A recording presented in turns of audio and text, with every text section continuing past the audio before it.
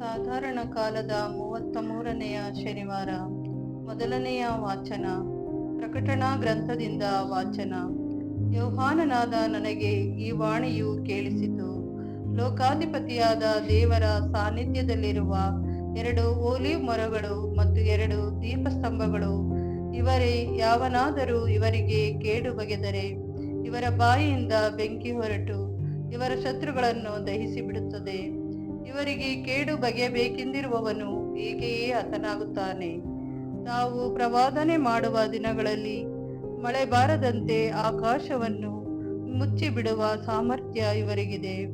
ಇದಲ್ಲದೆ ಇವರಿಗೆ ಇಷ್ಟ ಬಂದಾಗಲೆಲ್ಲ ನೀರನ್ನು ರಕ್ತವನ್ನಾಗಿ ಪರಿವರ್ತಿಸುವ ಹಾಗೂ ಸಕಲ ವಿಧವಾದ ಉಪದ್ರವಗಳಿಂದ ಜಗತ್ತನ್ನು ಪೀಡಿಸುವ ಅಧಿಕಾರ ಇವರಿಗೆ ಇರುತ್ತದೆ.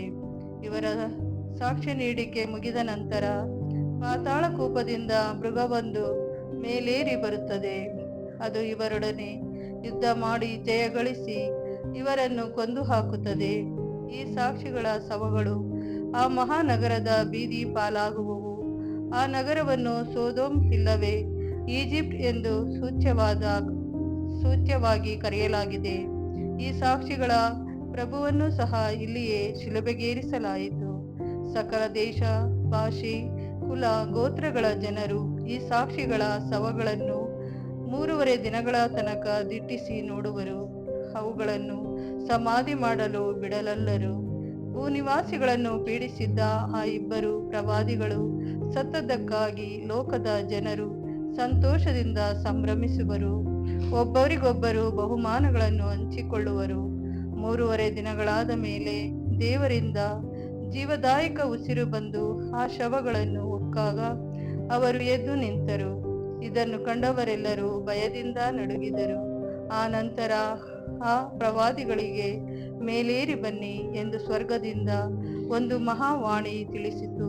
ಶತ್ರುಗಳು ಅವರನ್ನು ನೋಡುತ್ತಿದ್ದಂತೆಯೇ ಅವರು ಮೇಘಾರೂಢರಾಗಿ ಸ್ವರ್ಗಕ್ಕೇರಿದರು. ಪ್ರಭುವಿನ ವಾಕ್ಯವಿದು. ದೇವರಿಗೆ ಕೃತಜ್ಞತೆ ಸಲ್ಲಲಿ. ಕೀರ್ತನೆ ಶ್ಲೋಕ. ಸ್ತುತಿ ಸ್ತೋತ್ರ ಪ್ರಭುವಿಗೆ, ನನ್ನ ಆಶ್ರಯ ದುರ್ಗಕ್ಕೆ. ಸ್ತುತಿ ಸ್ತೋತ್ರ ಪ್ರಭುವಿಗೆ, ನನ್ನ ಆಶ್ರಯ ದುರ್ಗಕ್ಕೆ. ಕಲಿಸಿಹನು ಕದನ ಕೈಗೆ, ಕಾಳಗ ನನ್ನ ಬೆರಳಿಗೆ. ಶ್ಲೋಕ. ಸ್ತುತಿ ಸ್ತೋತ್ರ ಪ್ರಭುವಿಗೆ, ನನ್ನ ಆಶ್ರಯ ದುರ್ಗಕ್ಕೆ. ಆತನೇ ನನಗೆ ಬಂಡೆ, ಕೋಟೆ, ದುರ್ಗ, ಉದ್ಧಾರಕ, ನನಗೆ ರಕ್ಷಾ ಕವಚ, ಆಶ್ರಯ, ಶತ್ರು ವಿವಂಶಕ. ಶ್ಲೋಕ. ಸ್ತುತಿ ಸ್ತೋತ್ರ ಪ್ರಭುವಿಗೆ, ನನ್ನ ಆಶ್ರಯ ದುರ್ಗಕ್ಕೆ. ಹಾಡುವೆ ದೇವ ನಿನಗೆ ನೂತನ ಕೀರ್ತನೆಯನ್ನು, ಪಾಡುವೆ ನುಡಿಸುತ್ತಾ ದಶಸಂತಿಯ ವೀಣೆಯನ್ನು. ನೀನೇ ಅರಸರುಗಳಿಗೆ ಜಯಪ್ರದನು, ದಾಸ ದಾವೀದನು ಬಿಡಿಸಿದವನು. ಶ್ಲೋಕ. ಸ್ತುತಿ ಸ್ತೋತ್ರ ಪ್ರಭುವಿಗೆ, ನನ್ನ ಆಶ್ರಯ ದುರ್ಗಕ್ಕೆ. ಸ್ತುತಿ ಸ್ತೋತ್ರ ಪ್ರಭುವಿಗೆ, ನನ್ನ ಆಶ್ರಯ ದುರ್ಗಕ್ಕೆ. ಘೋಷಣೆ. Hallelujah, hallelujah. ನಿನ್ನ ವಾಕ್ಯ ನನಗೆ ದಾರಿದೀಪ, ನನ್ನ ಕಾಲಿನ ನಡೆಗೆ ಕೈದೀಪ. ಹಲ್ಲೆಲೂಯ. ಸಂತ ಲೂಕರು ಬರೆದ ಪವಿತ್ರ ಶುಭ ಸಂದೇಶದಿಂದ ವಾಚನ. ಆ ಕಾಲದಲ್ಲಿ ಸತ್ತ ಮೇಲೆ ಪುನರುತ್ಥಾನ ಇಲ್ಲ ಎಂದು ವಾದಿಸುತ್ತಿದ್ದ ಸದುಕಾಯರಲ್ಲಿ ಕೆಲವರು ಯೇಸುವಿನ ಬಳಿಗೆ ಬಂದು ಈ ಪ್ರಶ್ನೆ ಹಾಕಿದರು. ಬೋಧಕರೇ, ಒಬ್ಬನು ಮಕ್ಕಳಿಲ್ಲದೆ ಸತ್ತರೆ ಅವನ ಹೆಂಡತಿಯನ್ನು ಅವನ ತಮ್ಮನು ಮದುವೆ ಮಾಡಿಕೊಂಡು ಅಣ್ಣನಿಗೆ ಸಂತಾನ ಪಡೆಯಬೇಕು ಎಂದು ಮೋಶೆ ನಮಗೆ ಬರೆದಿಟ್ಟಿದ್ದಾನಲ್ಲವೇ? ಒಮ್ಮೆ 7 ಮಂದಿ ಅಣ್ಣ ತಮ್ಮಂದಿರಿದ್ದರು. ಅವರಲ್ಲಿ ಮೊದಲನೆಯವನಿಗೆ ಮದುವೆಯಾಯಿತು, ಆದರೆ ಅವನು ಮಕ್ಕಳಿಲ್ಲದೆ ಮೃತನಾದ. ಅವನ ಹೆಂಡತಿಯನ್ನು 2ನೆಯವನು, ಅನಂತರ 3ನೆಯವನು, ತದನಂತರ ಮಿಕ್ಕವರು, ಹೀಗೆ 7 ಮಂದಿಯು ಒಬ್ಬರಾದ ಮೇಲೆ ಒಬ್ಬರು ಮದುವೆಯಾಗಿ ಸಂತಾನ ಇಲ್ಲದೆಯೇ ನಿಧನರಾದರು. ಕಟ್ಟಕಡೆಗೆ ಆ ಮಹಿಳೆಯು ಮರಣ ಹೊಂದಿದಳು. ಹೀಗಿರುವಲ್ಲಿ ಪುನರುತ್ಥಾನದ ದಿನ ಸತ್ತವರೆಲ್ಲರೂ ಜೀವದಿಂದ ಎದ್ದು ಬರುವಾಗ ಆಕೆ ಯಾರ ಪತ್ನಿಯಾಗುವಳು? 7 ಮಂದಿ ಸಹೋದರರು ಆಕೆಯನ್ನು ವಿವಾಹ ಆಗಿದ್ದರಲ್ಲವೇ ಎಂದರು. ಅದಕ್ಕೆ ಯೇಸು, ಈ ಲೋಕದ ಜೀವನದಲ್ಲಿ ಜನರು ಮದುವೆ ಮಾಡಿಕೊಡುತ್ತಾರೆ.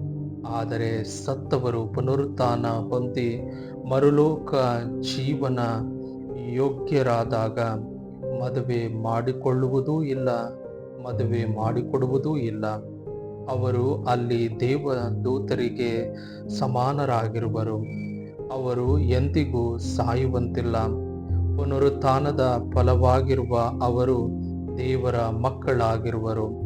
ಸತ್ತವರು ಪುನರುತ್ಥಾನ ಹೊಂದುವುದನ್ನು ಮೋಶೆಯ ಗ್ರಂಥದಲ್ಲಿ, ಅಂದರೆ ಉರಿಯುವ ಪೊದೆಯ ಪ್ರಸ್ತಾಪವಿರುವ ಭಾಗದಲ್ಲಿ ಸ್ಪಷ್ಟಪಡಿಸಲಾಗಿದೆ. ಅಲ್ಲಿ ಸರ್ವೇಶ್ವರನನ್ನು ಅಬ್ರಹಾಮನ ದೇವರು, ಇಸಾಕನ ದೇವರು, ಯಾಕೋಬನ ದೇವರೂ ಆಗಿದ್ದಾರೆ ಎಂದು ಹೇಳಲಾಗಿದೆ. ಹೀಗಿರುವಲ್ಲಿ ದೇವರು ಜೀವಂತರ ದೇವರೇ ಹೊರತು ಮೃತರ ದೇವರಲ್ಲ. ಅವರ ದೃಷ್ಟಿಯಲ್ಲಿ ಸರ್ವರೂ ಜೀವಂತರು ಎಂದರು. ಇದನ್ನು ಕೇಳಿದ ಕೆಲವು ಧರ್ಮಶಾಸ್ತ್ರಿಗಳು, ಬೋಧಕರೇ, ಚೆನ್ನಾಗಿ ಹೇಳಿದ್ದೀರಿ ಎಂದರು. ಮುಂದೆ ಯಾವ ಪ್ರಶ್ನೆ ಕೇಳುವುದಕ್ಕೂ ಅವರಾರು ಧೈರ್ಯಗೊಳ್ಳಲಿಲ್ಲ. ಪ್ರಭುವಿನ ಶುಭ ಸಂದೇಶ. ಕ್ರೈಸ್ತರೇ, ನಿಮಗೆ ಸ್ತುತಿ ಸಲ್ಲಲಿ.